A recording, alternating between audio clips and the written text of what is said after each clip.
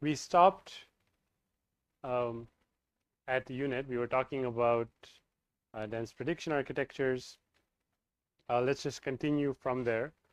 I have a couple more, and then we can look at transformers, I think. So another way of looking at the same thing goes back to some classical ideas in computer vision, which is the idea of a feature pyramid. And a feature pyramid is a classical concept in computer vision, where you are using a pyramid representation where you have different scales of the image. You're using that, it's called pyramid because you have different scales, and you use that combination of representations to identify different things in that image. And so we can think of the encoder and decoder also as pyramids. Here, specifically in this feature pyramid network, they added the higher level feature maps, and what they also did is predict different size of bounding boxes from different levels of the pyramid. So that was for object detection, but this similar kind of network can also be used for semantic segmentation, and it's also quite popular for detecting damage. To summarize, we have these encoder decoder architectures, and we also have the architectures where you have these cross connections, which are more like what you have in the unit.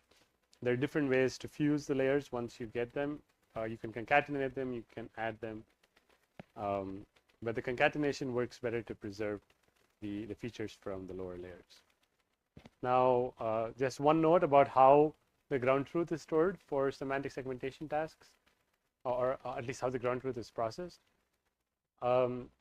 Typically, when you're doing a semantic segmentation, the labels are all mutually exclusive. That means if one pixel has one class, it cannot have any other class. You can have multi-labels where that assumption is not true, but that's not semantic segmentation. In semantic segmentation, they're all mutually exclusive. And then you have a one-hot encoding, which is where you assign to a particular pixel the category of the class, and then say you have k classes, then you're going to have k masks or k images, which are all the same size as the input, and each of the images where that correspond to a certain class will have the segment of that class filled with ones. So here, this person class mask has ones where there's a person, and similarly you can see the masks for the other classes. So when you add these all up, then they're all just ones. But when you take any cross section and you look through all the channels, then there's only going to be a single one, because they're all mutually exclusive. And because of that, you can have each cross section is a probability distribution, and so you can have a softmax applied to each of those cross sections. And this kind of processing is called pixel-wise processing. And so when you apply the cross entropy loss function, that is pixel-wise cross entropy. Focal loss is another kind of loss function that can be used. Some more general purpose semantic segmentation methods. We saw the fully convolutional network. We saw the segnet. A deconvnet is a similar thing, but without the cross connections. These days, the CNNs have been replaced by transformers, which also form the basis of widely popular general purpose semantic segmentation models, like the segment anything model. So the segment anything model is a foundational segmentation model which has been trained on a massive amount of data, and it can also be grounded by text, or at least you can give it a specific prompt and then it can segment that. But it doesn't do very well at specific things. So cracks or damage, you still need to fine tune it. But the basis for that is this transformer block. So there you see a segformer architecture, which is one that we're going to be using in this session. Now for inspections, there are some specific considerations that we can employ. Typically, cracks, which are a very important part for inspections, they are a rare class. What does that mean? That means the number of pixels that represent the crack compared to the overall number of pixels in your data set is low. And if you have a pixel-wise loss function, then you are computing the loss function at every pixel. So if you have very few crack pixels, then the contribution to the loss function from those crack pixels is going to be very small. So even if you do perfectly well on the cracks, that is not going to affect how much your loss is by a lot. So the model has no incentive to perform very well on the cracks. Instead, it's going to try to perform very well on the background, which is the majority of the pixels. And so the crack, that will cause the performance of the model on the crack itself to suffer. To mitigate that, if there are important classes in your data set, then you can force the loss function to give those classes more importance. So how do you do that? Well, so that's one problem, right? So before we come to the solution, let's list the problems. That's one problem. And the other problem is that for inspection, sometimes there are many different things that you want to identify. Maybe you want to identify components, you want to identify the material, you want to identify damage. Do you need different features for all of these things? That's the best way to do that is still open for discussion, but there should be some feature reuse that you do, right? Because some of the things that you learn about the structure can also be useful if you're trying to classify the damage. So how do you have efficient architectures that can do all of these things or some of these things, and how do you decide when to share the features, when not to? It's still, I think, open research topic, but we've done some work on that because some of my main contributions has been taking what has been happening in the computer vision literature and seeing how we can adapt that to problems in civil engineering, structural engineering. So how do you build multitask models? So the first one, class imbalance data, one very commonly used solution for this is to simply weight the loss function corresponding to the cracks by a large number. How do you figure out what that large number is? Well, one simple way is to simply count the number of pixels that you have that represent crack in your data set. Okay, and you can use that frequency. So there are different, you can use a mean frequency or you can use a median frequency. But essentially what that gives you is some quantity, and you can use 1 over that quantity to weight the loss function. So say on average you have about 5 crack pixels per 100 pixels, then you can weight your crack loss function 20 times so that it's given equal weight to the background, right? So that means if the model makes an error on detecting cracks, it's going to be penalized a lot, right? It's half of the loss function, so it's going to try to make sure it does a good job on that. So the loss function is a critical piece of the architecture because that is what you're optimizing. So you have to make sure that your loss function is properly chosen for whatever problem it is that you're looking at. And there are lots of papers on how you can modify the loss function for different kinds of situations. Now, another thing that I've looked at in the past is, how do you do these multiple tasks at the same time? So when in this case, I have multiple labels, right? So these labels are not mutually exclusive. I can have a steel member, and I can also have corrosion on that steel member. So these are different labels, and the corrosion and the steel member are not mutually exclusive. So of course, then I would have to have individual losses for each of those tasks.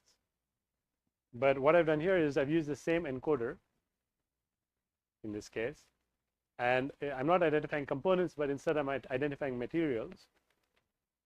The idea is that for components, you can do it at this scale, but you can also do it at larger scales. So I could have added components here as well, but some of the images, they have close-up of damage, and in that case, you can't really tell the component. So it's more of a guessing game at that point. So it wasn't worth it. But you can still tell the material, and that is something that is not mutually exclusive with the damage. So we have a material task loss, a coarse damage loss, and the thinking there was that if you have coarse damage versus fine damage, the fine damage needs different features because you want to retain the resolution from the start. We have a different upsampling for the fine damage and different upsampling for the coarse damage. And then now, because you have multiple losses, you need to figure out how to combine these losses. So one simple way to do it is simply add them. Okay, and that will work. If you have a reason to assign more weight to a certain task compared to other tasks, then you can do that as well. You can also learn the weights. So this is an uncertainty weighted loss function. So we're dividing by the sigmas, and then we have the log sigma also to keep it in balance. And then you're learning what the sigmas are as well. So that's another thing that could be done. And we have a paper about this. You can read more about it if you're interested, about the results and how these different loss functions compared. Now, apart from the loss function, there are also very important considerations that you have to make when training. Right? So say you built your data set, you've decided what your architecture might be, you've put together your loss function, and you've set it up, you've coded it up, and then you have this architecture. Now you need to train it. So what is training? Training is the process of updating the parameters of your network using the data that you have. And there are specific techniques that you should be considering when doing the training to make sure that your model is good. A key concept is something called the bias variance trade-off. Now, if you have a very large model, millions or billions of parameters, and you have a very simple problem, then if you have a lot of data of your simple problem, then your model, when you train on that, can simply memorize the data, right? And if the model simply memorizes the data rather than abstracting useful rules and representations, then when it is provided with new data, it may not be able to give the desired result because it's simply overfit to the training data. So this process is called overfitting. On the other hand, if you have a very simple model and you have a very complicated problem, then the simple model is not expressive enough to be able to express itself for that problem. So this gives a rise to the concepts of bias and variance. So bias is errors due to simplifying model assumptions, and variance is the model's sensitivity to fluctuations in the training data. So the trade-off between these components is determined by the complexity of the model and the amount of training data. So in this case, you have a very simple model, and depending on what your use case is, maybe this is good enough, or maybe it's not good enough because it's not classifying those points correctly. This, on the other hand, is definitely doing a better job than this one, and maybe this is the right manifold that you're looking for, but again, depends on your problem. There's no right thing or wrong thing, but this is definitely a more complex model, right? This is just a line.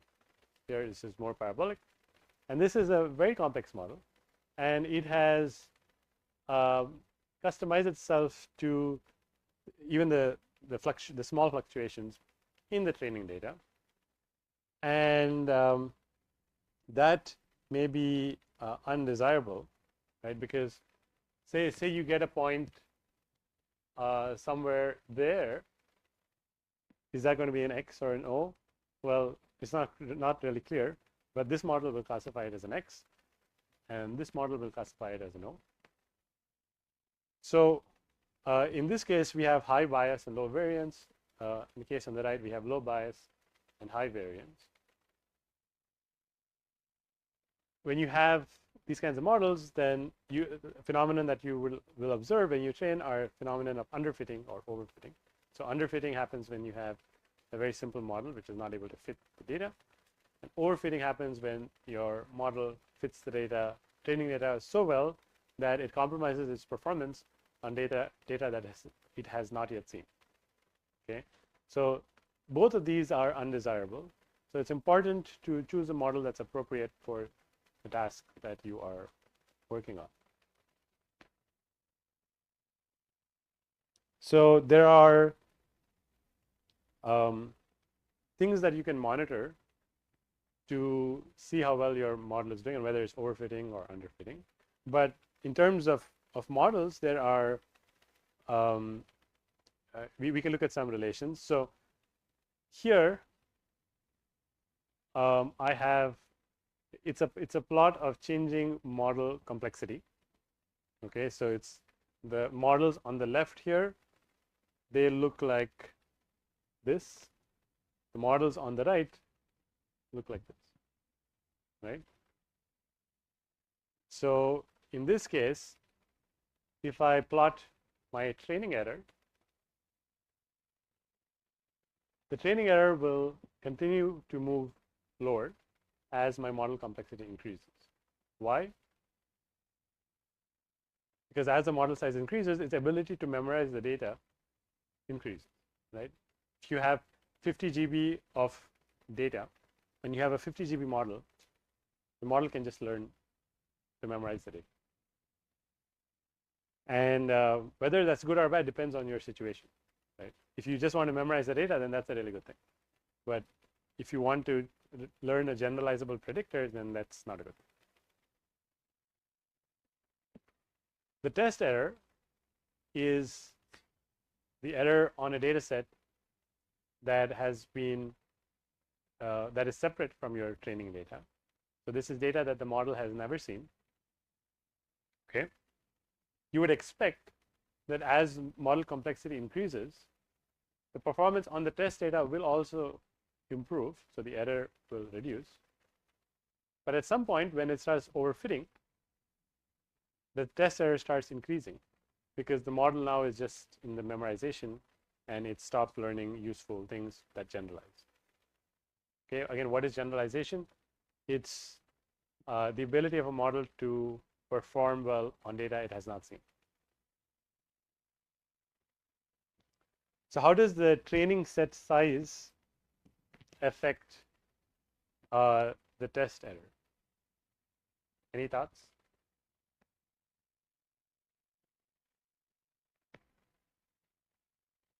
If you have more training data, what is that going to do to the test error?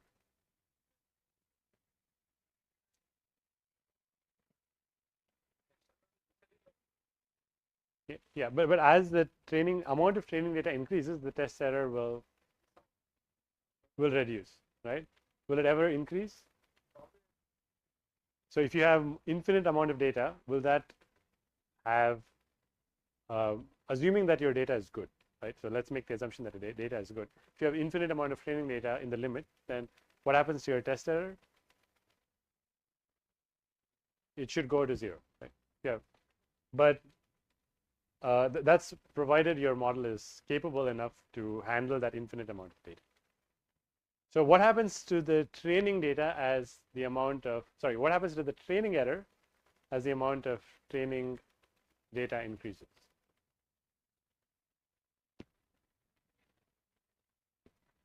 So as the amount of training data increases, for smaller models, the training error will increase, right? Because now it has to learn more things, and so it's not capable of representing all of it. So the training error will be higher. But as the model complexity increases, then the training error will also reduce, right? So here we have the test error with many training examples. And then we have few training examples. But what is on the x-axis here? That's the model complexity. It's not the number of examples on the x-axis. The number of examples. So what we discussed was number of examples on the x-axis. But here we have model complexity on the x-axis. So as if you have a fixed number of training examples, as your model complexity increases, then the tendency to overfit will also increase. And so your test error may go up. But if you have very few training examples, then it will overfit very soon, and then the test error will start going up. Okay, so this is with a fixed model size number. So this is the plot we were discussing when I showed you the last slide. So the test error, as the number of training examples increases for a fixed model size, will continue to reduce, and at the limit should reach 0 if you have a big enough model. The training error, on the other hand, will continue to increase if you have a fixed model size, as the number of, because if you have a single training example, fixed model size, the chance of it doing perfectly on that are very high. As the number of training examples increase, that will also. So this difference between the training and testing performance is called the generalization gap. Again, in the limit of number of training examples, where you see all the examples, then your model has seen all possible variations. That means the test data should be a subset of that, and so the test and training errors should converge. So that's what they're trying to do in the self-driving case, where you have cars continuously getting all the data. Waymo, for example, they map cities periodically, right? So their test data is almost a subset of the training data for 99.9%, and they're chasing the tests of the 90s. Okay, there are some methods that you can adopt to prevent overfitting, right? Because we're not all in that scenario where we have unlimited data and we have unlimited resources to acquire and label data. So we need to have generalization. So one thing that you can do is to make sure your hyperparameter search is unbiased. What does that mean? When you are building your architecture, when you are training your model, there are many design decisions that you need to make, such as how many iterations am I going to be training? What is an iteration? Well, I didn't talk to you about how to actually train, but when you so the process of computing the derivatives is called backpropagation. And so when you do that backpropagation, you're propagating the gradients from the loss to the weights, and then you can use that derivative or that gradient to update your weights. So that is the training process. Now, to compute the loss function, what do we need?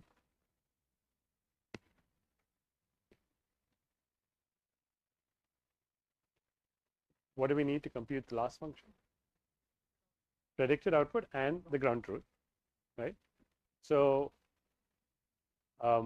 in a simple optimization, you will throw all of the data into the loss function or into your model, get all the predictions, get all the outputs, and then jointly optimize all of that. But when you have large data like images, it's not possible to fit that in the memory that we have available. So even if you have a large GPU, you cannot fit the whole of ImageNet, for example, in that GPU at once and make all these computations.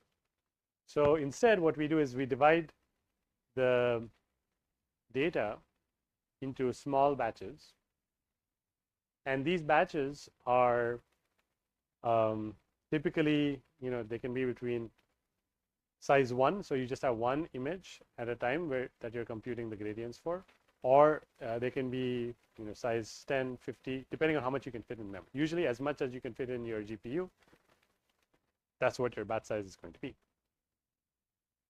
So once you decide, well, you need to, so the batch size there is a hyperparameter, and also when you decide your batch size, so say I have 1,000 images and I have a batch size of 5, then how many batches will I have in total?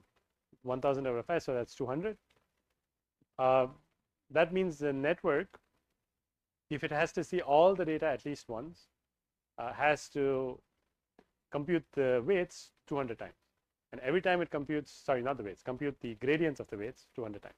Every time it does that, it's called the update step, where it computes the gradients. Every time it does the update step,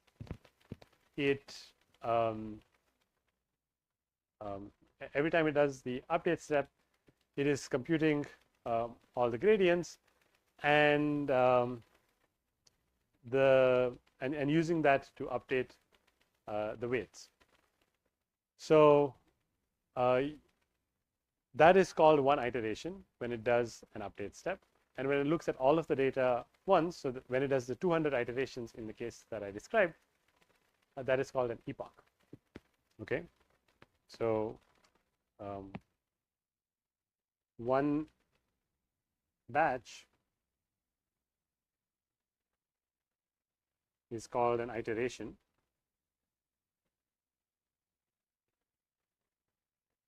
And all batches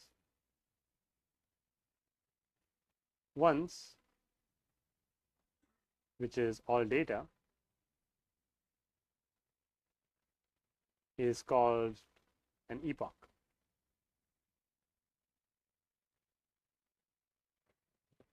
Okay. Now, when you are training, the reason I explain this is because I need to tell you that when you are training, you need to decide for how many epochs you're going to be training. And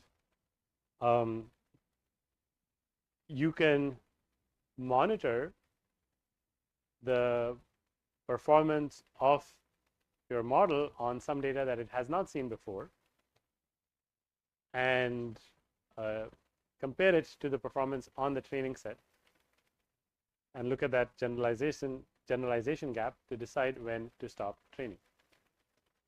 Now, if you do this generalization gap study on your test data set, then you may bias your selection of epoch stopping or other hyperparameters like the learning rate to that particular test set. So to even mitigate that bias, you can have two sort of test sets. One is called a validation set, and this validation set's purpose is specifically to choose your hyperparameters. Okay, so you have so you can have 80% of your data, say for training, you have 5% for validation, and then you keep 15% later to finally report your model's performance. And you use that 5% of the data for validating and to figure out what your hyperparameter should be. So you can use it to figure out what is a good learning rate. You can test different learning rates, look at the generalization gap. You can test different epoch numbers and look at the generalization gap. And then you determine what these numbers should be. Finally, you train one model, and then you evaluate its performance on the test. And that gives you a good sense of how it may perform on new data that you may go and acquire later. Okay. Now the problem with that is you are either reducing your training set size or you're reducing your test set size.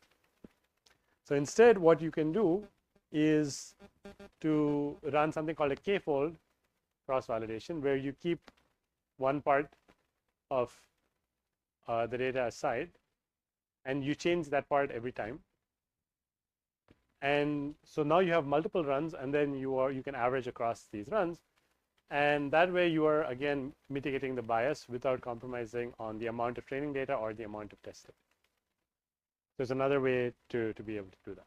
So you know, all of these are good practices, and they can be used to get, you know, as best as you can with your data set, an estimate of how it's going to perform on other data that has it.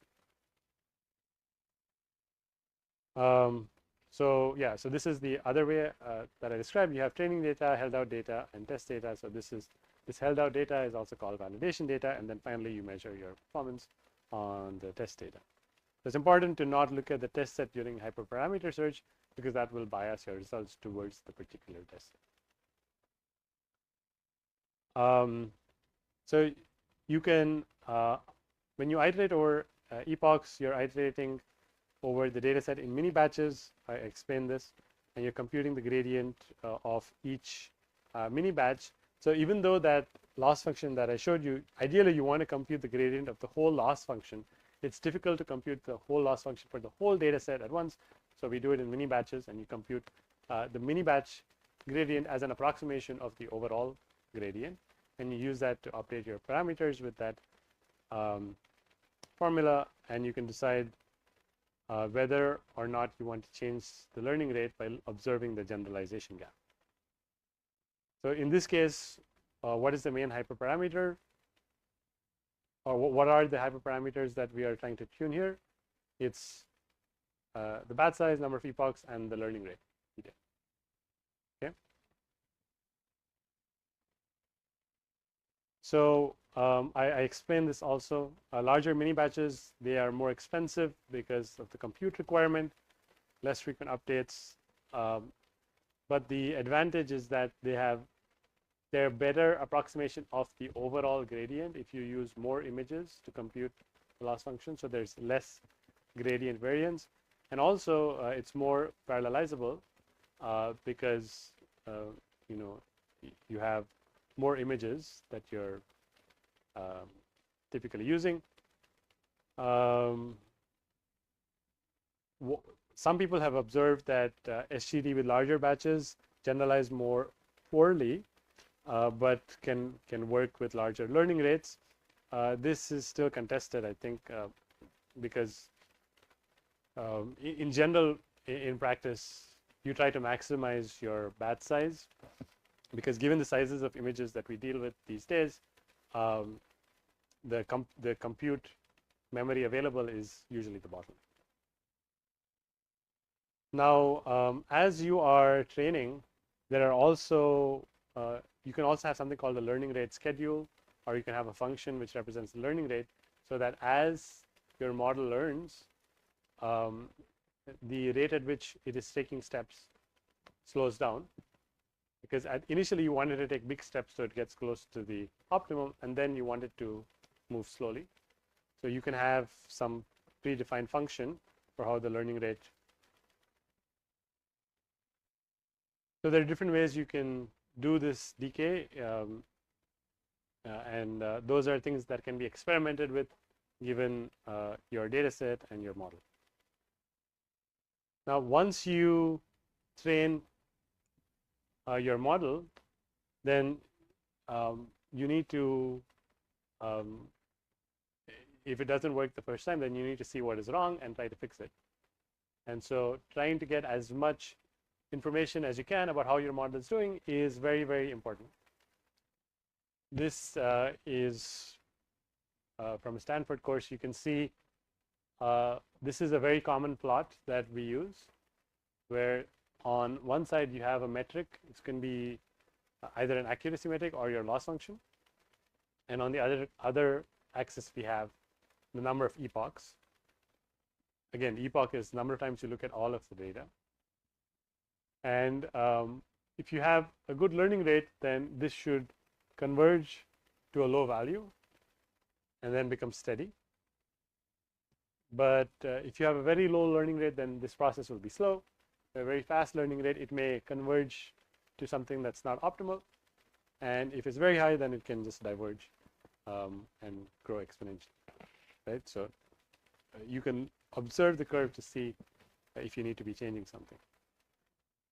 Also, what happens is that for a particular learning rate, there may be, you may observe that the model starts to plateau, in which case you can try reducing the learning rate to see if you can take smaller steps to improve its performance.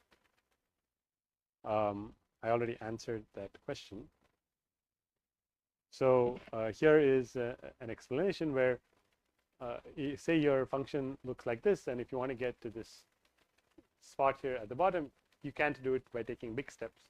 You have to take some small steps to get there. So let's look at some problems that you may encounter if you're training a model. Here we have a training curve and a validation curve. Seems like there's, you can see the number of epochs here. Seems like it's not really learning anything. It looks random. And so maybe there's some error or a bug in how the weights are being updated. Here seems to be increasing, so that's also not what you're looking for. So maybe your learning rate is too high, or maybe you have a bug in your update calculation. Here it's moving slowly, so what could be a possible reason? Say that again. Yeah, so it's not converged yet, so the learning rate may be too slow, or maybe you need to increase the number of epochs. Here it's starting off slowly and then learning, so this is commonly observed, but it could also be because of poor initialization. Here you have training and validation. Maybe there's some overfitting because at the end you can see it's going up a little bit, and here it's definitely going up, so that's definitely overfitting. Any questions about these curves? So this learning curve is very important. Anytime you're training, you have to be looking at the learning curves, and that gives you a lot of insight into what is happening, whether your model is learning, how well it's learning, and where it is converging. Another thing you can do to prevent overfitting is to stop early, right? So if you see that your model is starting to overfit, then you just stop the training before the overfitting started. The idea is similar to Occam's razor, which is that you know, when faced with two possible explanations, the simpler of the two is more likely to be true. So that's the idea. Now, other things that you need to take into account when you're training is that, or that you can do to prevent overfitting, is to increase the diversity of your training data set. And how do you do this?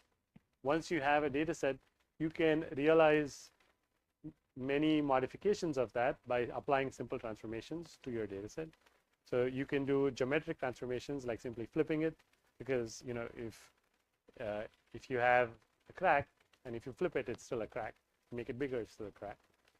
You can take crops, you can skew it, and you just apply the same transformations on your labels as well, and you get more data for free.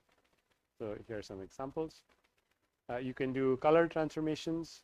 So you need to choose transformations that do not affect your result, right? So if you have, say you have something that's highly color dependent, then you should not be doing color transformations unless you want to make it robust to the colors and you want to make it learn only the features, in which case it might be okay to do that. So you can do photometric transformations. You can also add noise. You can do lens distortions. All of these transformations that we that we learned about with the camera matrices, we can apply it to images just to increase the diversity of our data set. So it comes down to principled trial and error. You need to have some hypotheses that you can get from your experience or from reading papers or from reading books, and then you see what of those hypotheses make sense for your particular problem, and then you apply them and you see the result. All right, read everything but don't trust anything, because it may or may not apply to your particular problem. So now we're going to train a modern semantic segmentation architecture, which is based on the transformer model. So I'm going to try to give you a quick explanation for what a transformer is. Any questions before I do that?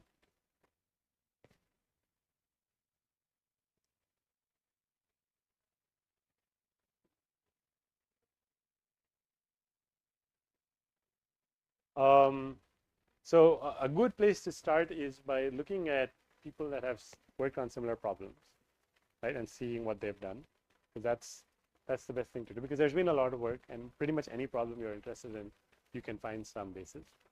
Now, beyond that, you have to do some experiments first and observe what is going on, and then looking at the curves, you can, if you see that it's converging at some point, then once it converges, you can start reducing the learning rate to see if that is going to have any effect. Okay, so that's what I would do. I would set. Another thing you can do is to have a grid search. So you set maybe 4 or 5 learning rates, and you let it run, and you see how that impacts your performance, and then you can use that as a starting point for further decision making. And for that grid search, you can have a curtailed training period. Instead of training for the maximum number of epochs, you can train for maybe shorter than that, so you can get some sense of how much it's. There have also been a lot of advances in making the training process more robust to learning rate, and also to automatically adapting it.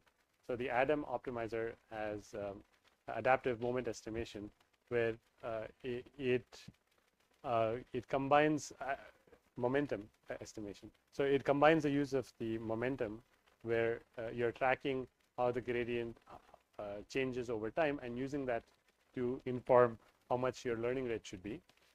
So there are methods that make it easier to do that automatically, but still it does have some effect. So you can, my suggestion would be just to try a few numbers, or to read the experience of somebody that has already done it through papers, and then you can take a call from there. So coming to the transformer model, the basis of the transformer is something called attention. And so the attention is a completely different computation mechanism from a convolution. In the transformer architecture, there are different types of attention. There's encoder self-attention. So we're familiar with what an encoder and what a decoder is. The encoder processes the input data and produces a latent space, and the decoder takes the latent space and produces your output. So you have encoder self-attention. So the encoder inputs are attending on themselves. I'll explain what the attention is in just a bit. And then you have decoder self-attention, and then you have encoder decoder self-attention. The main idea with the attention mechanism is that when you are making a prediction, right, you want to know what part of the input is most relevant to making that prediction. When you have a CNN, you have a filter that's sliding across. It doesn't care what part of the image it's looking at, right? The filters are learned, but then the filters are applied in the same way to all parts of the image. In the attention mechanism instead, you are trying to determine during inference what parts of the image are most relevant to you when you are making the prediction. And when I say you, I mean the model. The input to this transformer mechanism is going to be tokens or image patches. Now, if you break up an image into patches, then you're losing the position information. So you encode the position information separately, and there are different ways to do this. But essentially, you're keeping an index of which part of the image that came from. There are, this is done using sine and cosine features, but the main idea is that you're keeping that information and you're cutting it up into patches.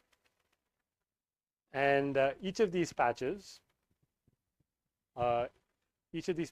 can be processed through weights,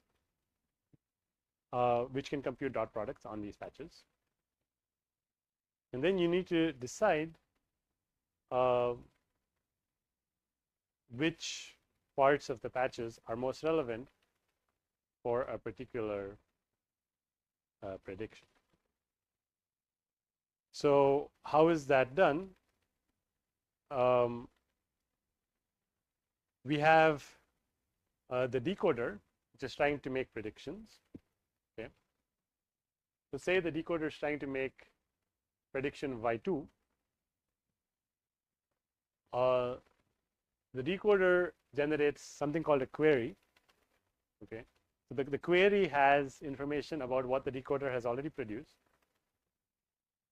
and it describes what the decoder is trying to predict or what it wants to focus on. And that query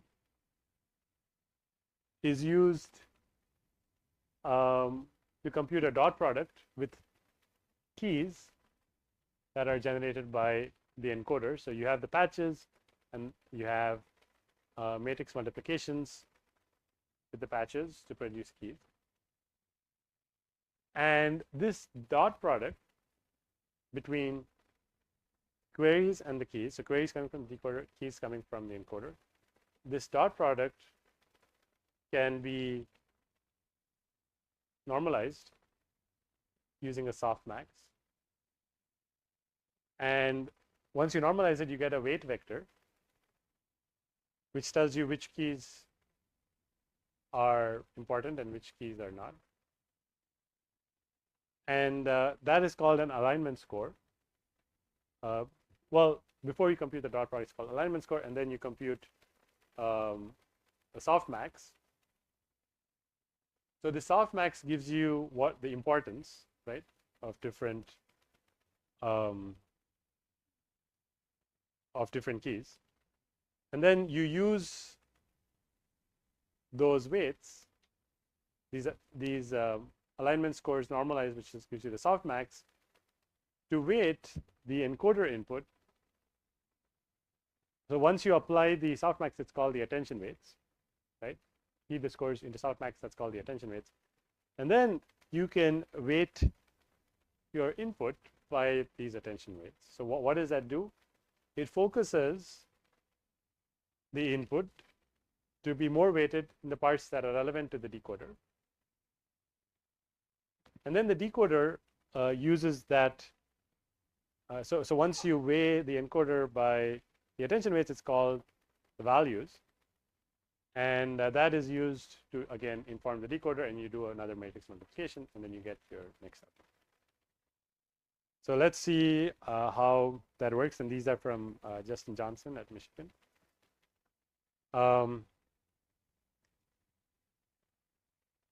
So I have my encoder, and that's giving me my keys. And I can produce the key vectors simply by doing a matrix multiplication. Okay. And the weights that I'm learning are the weights of that matrix, and that's called my W sub k. And when I do that matrix multiplication, I get my key vectors. Similarly, I can also compute my value vectors, but those are different matrices that I'm learning. So I have W sub v. And then when I get my query vectors from my decoder, I use the query vectors with the keys to compute this matrix, okay? And then I can normalize using a softmax, and that gives me my attention weights, okay? So this attention weight is come as a result of a combination of the decoder and the encoder together with some learned weights. And these attention weights tell me how I need to be attending on the values to produce my outputs. So then I simply take the product and then I sum across to get my outputs. Okay. So that is the basis of the attention mechanism.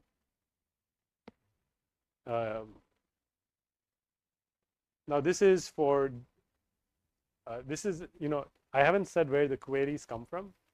In this case, I've been saying decoder, but the queries can also come from the encoder itself.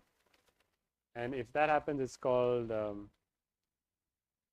encoders or encoder self-attention. So how does permuting the order of the queries, how does that change the order of the outputs? If I move Q1 somewhere, then it has same effect on the outputs. But if I move the keys, then if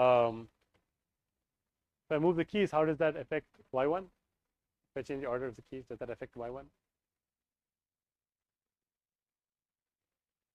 No, so the order of Y1 will not change, because here if I permute the rows, it permutes the rows there again, but then the sum will still be the same, right? So changing the key order in this case will not have any effect on the output, but the query order will change the order of the output. So you can have self-attention where the queries and the keys are coming from the encoder or the decoder, and you can also have encoder-decoder self-attention where they come from different parts. So that's it's a quick explanation of the mechanism. This is the attention is all you need transformer mechanism. We have our inputs. We have a multi-head attention, so that you know, here is a single attention head in the example that I showed you, but you can have multiple of those. And you have add and norm, and then you have a feed-forward layer, and then here you can see an encoder-decoder attention, and then you also have only decoder attention here. So you see all three kinds of attention, and then at the end you have linear softmax, and you have output probabilities. Here we have segformer architecture, which is what we're going to be looking at, that has many of these transformer blocks. Okay, and each of those blocks have self-attention that you can see, and then here you also have some upsampling at the end. So I'm not going to go into too much detail, but that's the architecture. And I have a Jupyter notebook for you guys that we can use now and actually run. So let me send you guys a link on WhatsApp.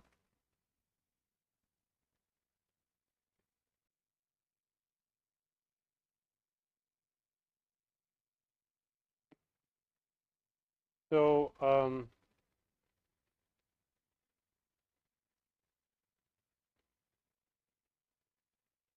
so here we're going to do something called transfer learning. Transfer learning is very important. What transfer learning entails is you take a network that has already been trained on something, and then you adapt it for a specific task for which you have a data set.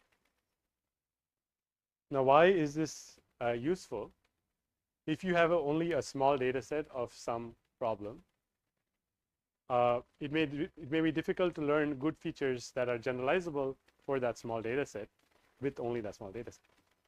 On the other hand, if you have a model that's been trained on a large data set and has good feature extraction, then you can use the features that that model already has learned as your input to a smaller model that can then do the can learn weights for your specific task, because the model that has been trained on the large data is adept at extracting useful features, and if there's any similarity between your task and task that that model has been trained on, then you can leverage that.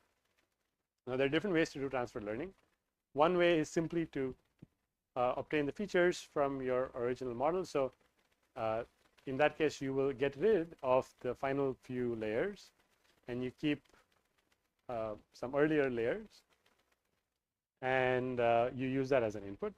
Another thing you can do is use the same model, but you just initialize the weights based on weights that have already been learned, and then you just train as usual. So you can change the last layer to have the number of classes that you have in your data set, and the rest you can keep same as the original, and then you just have to learn the last layer, but you can also fine tune the rest of the layers a little bit for your use case. So today we'll look at trying to train a model for semantic segmentation of corrosion that is visible. And so I've built this notebook using available libraries. So this is the segformer architecture, but in the code it's going to be completely abstracted away, so it's just function call. We have to install some packages and download a data set. So actually, I think in what I shared with you, it already has all the outputs. So let me clear it up. Go to File, and then go to go to Edit, and go to Clear All Outputs, and then we can clear everything. So we can run it again. Are all of you able to do that? Yeah. So now let's run this installation. It may give you an error. If it does, just run it again, and then the error should go away. At least it did for me. Oh wait, sorry. Before that, we need to choose. Compute, right? So there. So here you change. Make sure you're connected. So choose T4. Okay. Are all of you connected? It's taking some time for me.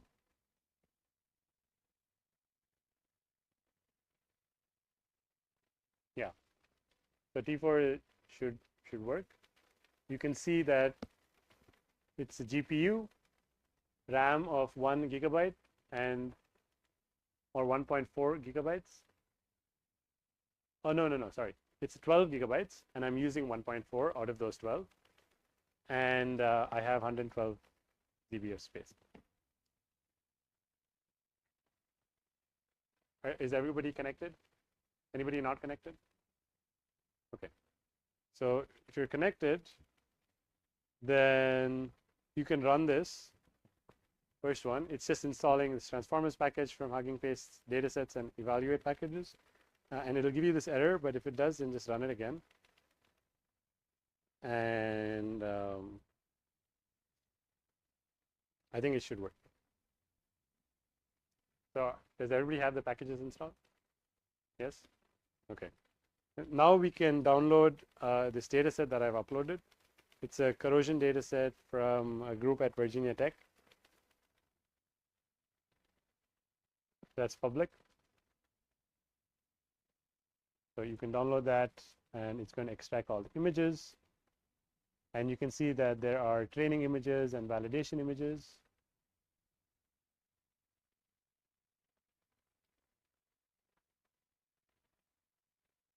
And now we need to load the data so that we can pass it to our network and also visualize it. So currently the labels are stored as colors, but for me I want them as unique indices. So I'm doing that mapping. So I have the color to label mapping. I open the image, I convert it into a NumPy array, and then I get the label image and I convert the label image to the format that I'm interested in. Okay. And then I'm just returning the label image.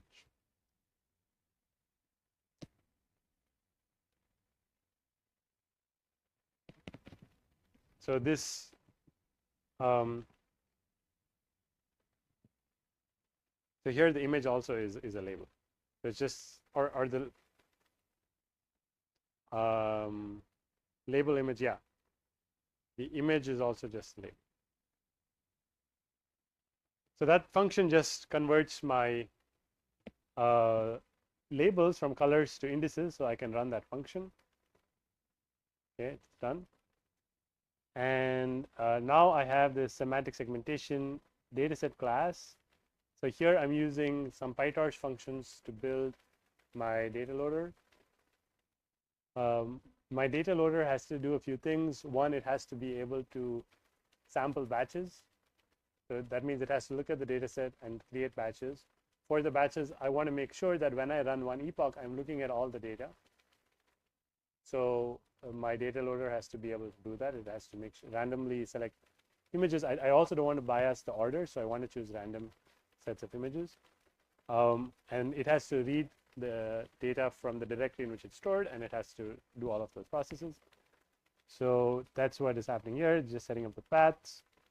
And then I have the annotation file names, and then I get the image, I get the segmentation map, and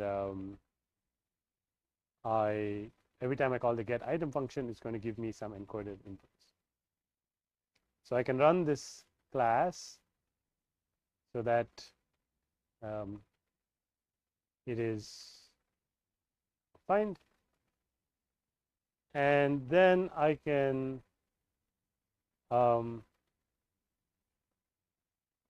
create objects for my data set, right? So we just defined the semantic segmentation data set class. I can create objects of that class. So if you're familiar with object-oriented programming, that's the terminology that I'm using. So here I have a trained data set, which is object of the semantic segmentation data set class. I have the valid data set, which is object of this same class, and I'm giving it the location of my data set. So I can run that. And now I can test to see if I have the ability to read the data. So I'm going to see how many data points I have in my small data set. So I have 101 training examples and 44 validation examples. There are no test examples here. So let's look at one example. We can see this member is very corroded, and you can see the annotations. These are human-made annotations.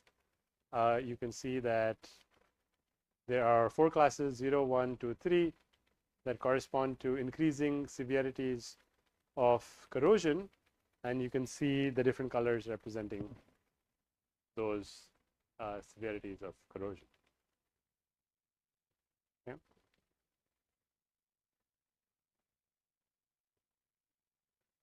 So this image has all 4 classes. You can see there are 4 colors, so that checks out. So now I can define a data loader to load the data. I can define my batch and I can print the size of my batch. So what do we see here? What's the size of my labels? 2 by 512 by 512. So what does that mean?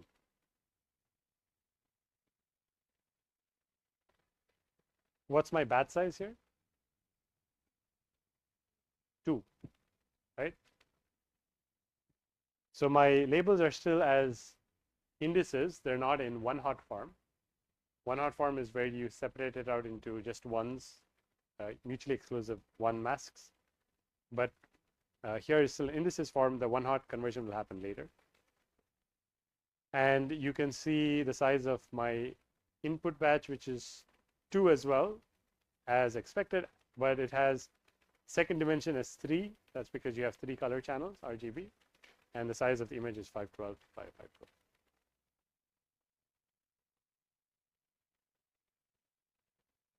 That's the size of my labels. Those are just masks for the different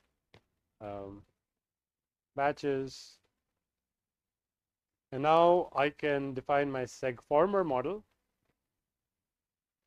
So from the Hugging Face transformers library, I can just import a version, trained version of the segformer architecture. I don't know exactly what data set it's been trained on, but it's already been trained on some data set. And here we're going off the fact that any realistic, any real world object will have some features in common with civil infrastructure. So those features will be useful. And so here the model is being defined. I can see model equals segformer from pre-trained, and it's NVIDIA MIT B0. Number of labels equals 4, because for my problem I have 4 labels. What are the 4 labels? Or 4 classes? What are the 4 classes? Increasing levels of corrosion, right? No corrosion, and then 1, 2, 3. And then I have this ID to label, which gives me the names for each of the classes. So 0 is no corrosion, 1 is fair condition, 2 is moderate corrosion, and 3 is severe. And then I have the inverse as well. So it says some weights of segformer segmentation were not initialized. And why do you think that is? Why is that?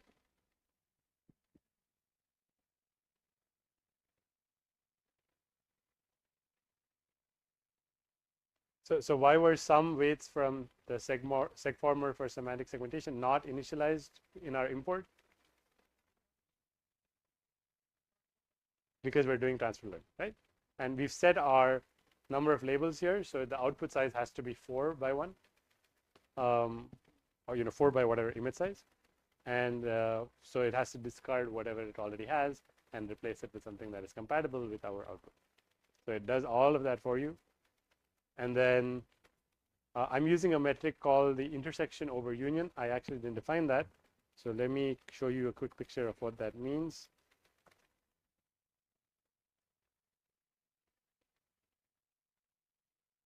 So this is a good example.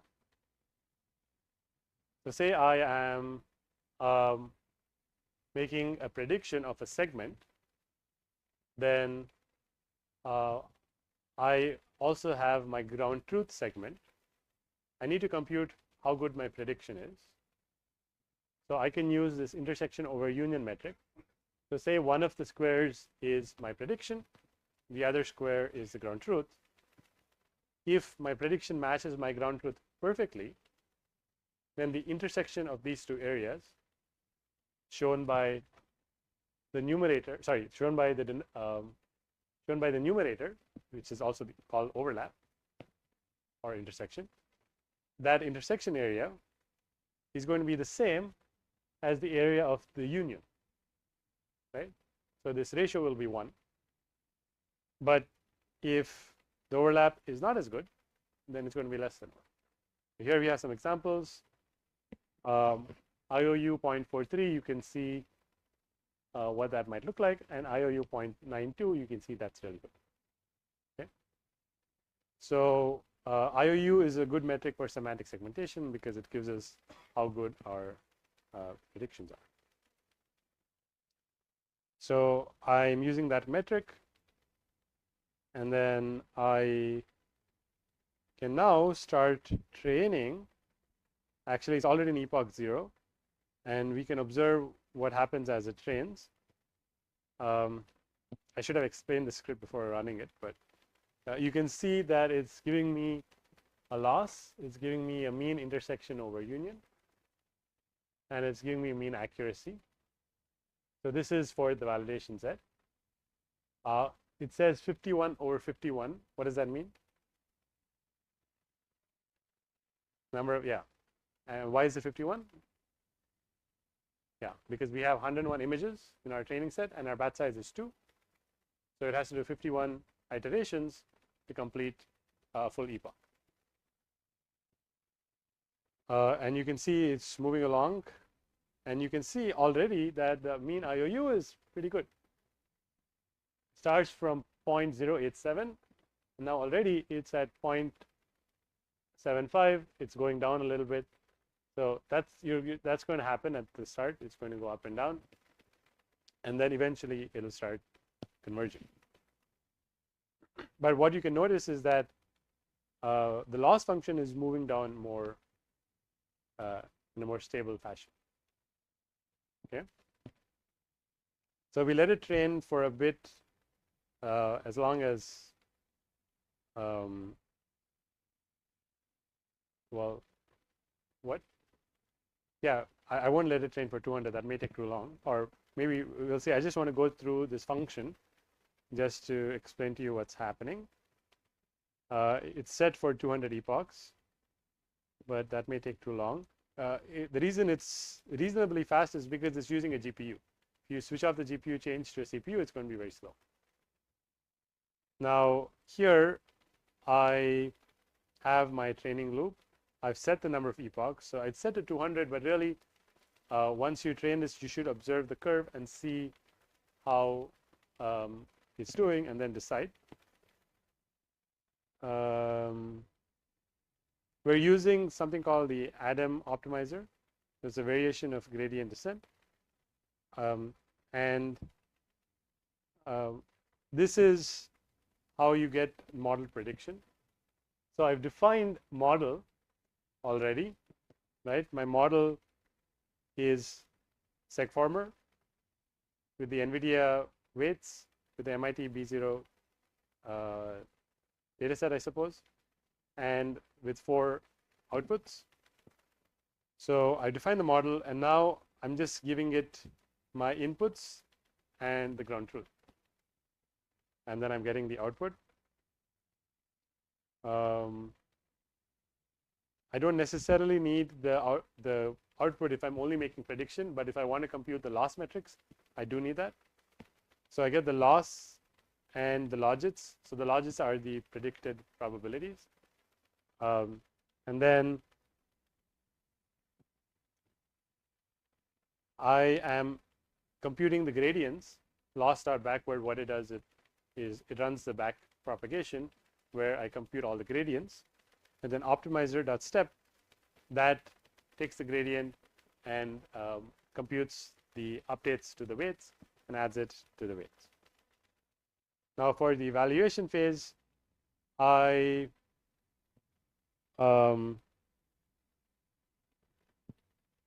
getting the predicted values, and I need to compute my final prediction so that I can compute the intersection over union. And so I've already defined my metric as the mean intersection over union. So it does that for the images, and then it just prints the loss, the mean IOU, and the mean accuracy. So what is the mean accuracy? It's just counting the number of pixels that are correct. But the mean accuracy is much easier to get that to be high compared to the mean IOU. So now you can see that the mean IOU is consistently above 0.7, right? Sometimes even higher. So I'm going to stop it now. Okay, even though it's, or maybe I'll let it train a little bit more. It says everyone at the same stage, everybody's training their models. Yeah.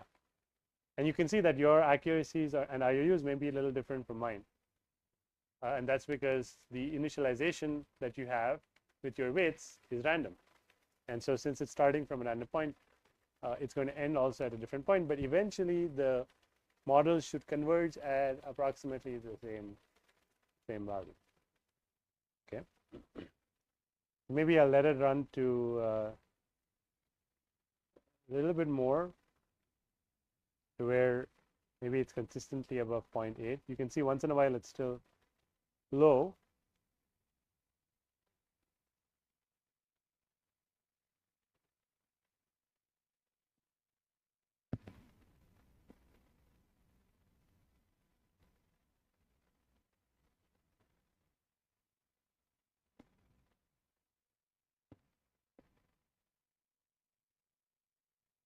Okay. Maybe 32 is a good number to stop at for now. Of course, you can train it more and you can observe it, but I'll stop there. And even though it gave me this error, the model should still be in memory still. So I can use it to see how it's doing. Let me load up a random example. Okay, so that's an image. I have size of the image 3 by 512 by 512, and batch size of 1 because I'm just doing a validation. And now I can use my trained model and I can make a prediction. But now I don't need the loss anymore because I'm just trying to compute what the model has learned from the images it already saw. So I run this, and then it's computed the output. And then now I can see, I can import it to the CPU, and I can see the size. It's not predicting at full resolution. It's predicting at a downsampled resolution, 128, 128. And it has size of 4, why 4? There are 4, yes, 4 classes. And then now I can choose some colors to print that in. And then I can, well, it's just printing it, but I want to plot it. So this is what the models predict. Okay. If I look at the ground truth image, you can see that there's corrosion in all those spots. So you can see that it's doing a good job, sort of, not perfect, but we can compare it to the ground truth.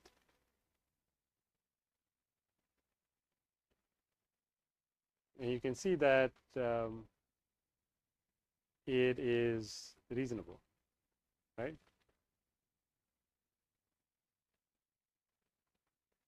So you can compare these two things. It's doing a reasonable job. Well, so this is from the training data set, right? So it's seen this example before, and you can see that it has a reasonable job. So that means at least it's overfit. But let's let me see if I can get it to do something from the validation set.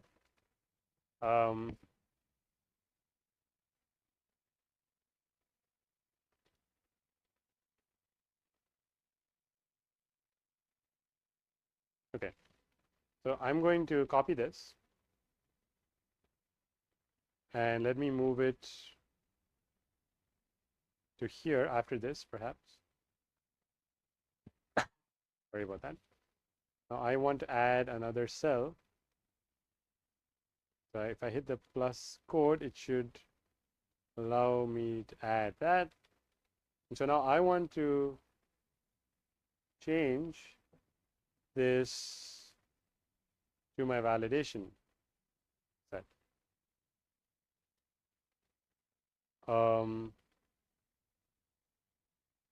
So I would have to make a few changes here.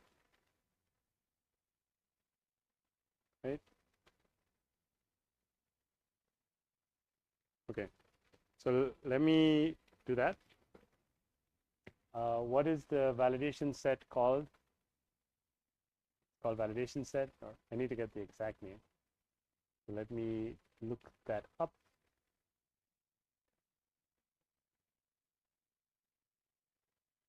I think it is called validation set.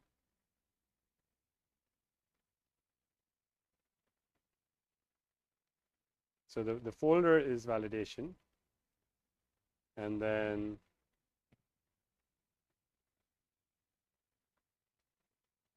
where's the name of the set?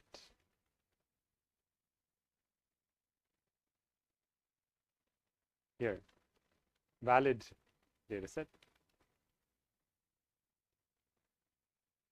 So the folder is validation, the data set is valid data set. Let me find that. Here, I'm going to change this to valid data set. And this would be validation. And this would be valid. Okay, so let me see if that works. Okay, so I have some data set, some data point. Now I want to run my model on that. Let's see. Let's copy some code from where I did the prediction. Actually, it's right here. So I can copy this. And I need to see where it's doing the, yeah, here. Predicted segmentation map, outputs. So I need to get the outputs first. So I need to do that. So this uses the pixel values. So I need to define the pixel values first, which would be this. So let me copy that. And I'll make another cell below this to do that. Okay. So now I've redefined image. So this code should still work. And I'm going to copy each of the pieces of code. So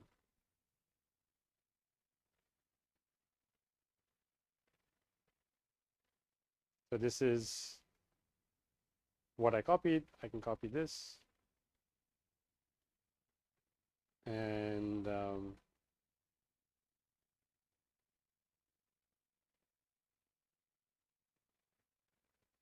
so I really just need predicted segmentation map, which I don't need the logits, right? Let me copy just in case.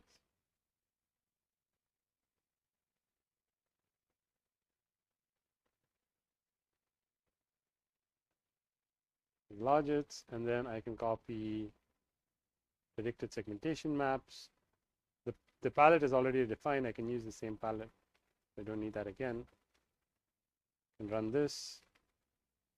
And then after that, I need to plot it.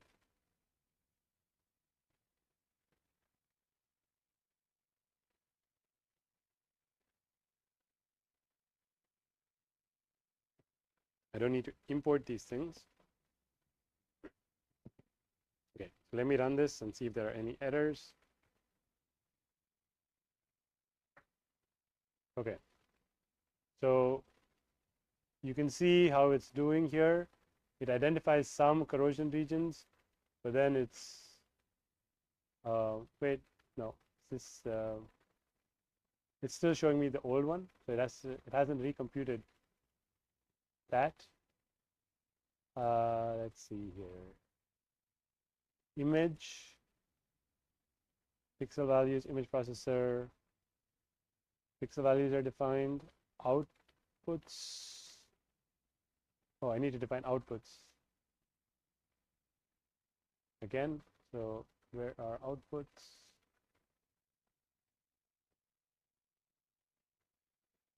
Oh, I think I missed that. That's important.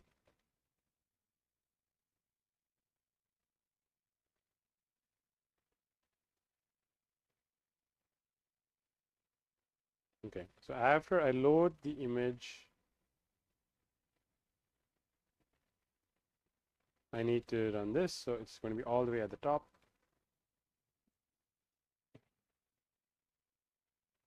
Let's run that again. Okay, you can see how it's doing here.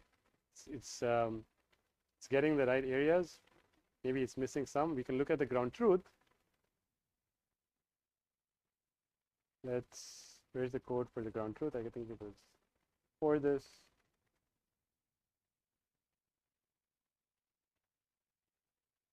Here. I copy that as well. Add some code. Maybe I want to add it after this.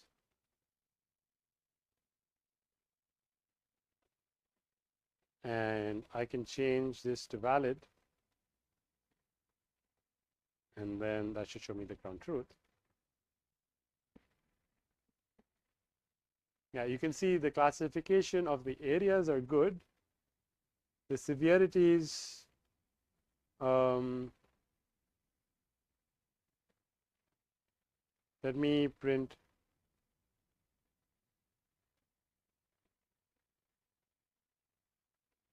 I don't know what the colors correspond to.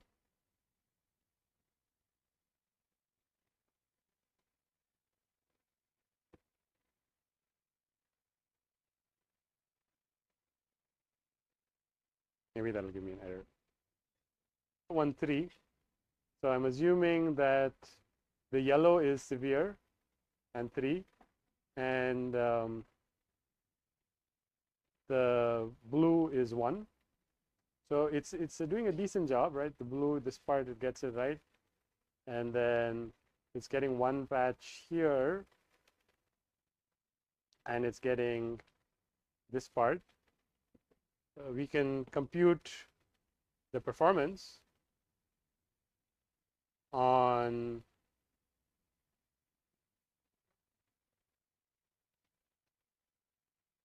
this.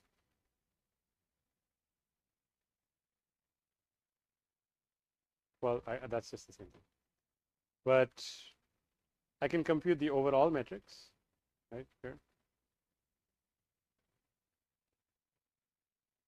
So here, metrics compute, predictions, references, labels, and then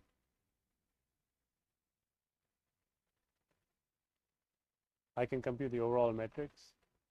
Actually, I think I need to run this first. Run that, and the keys,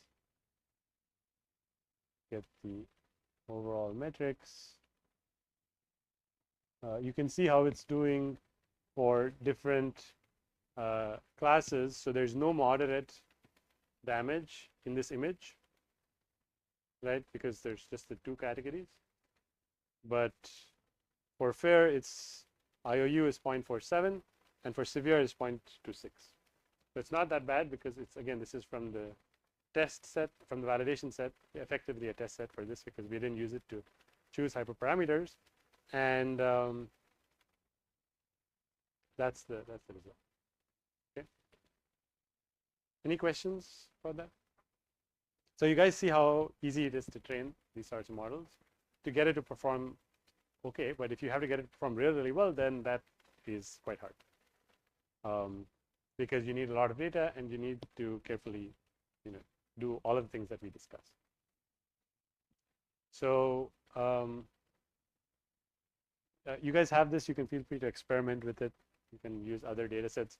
In the slides from yesterday, I have a bunch of open data sets that are relevant to civil engineering damage detection that are available, so you can use them.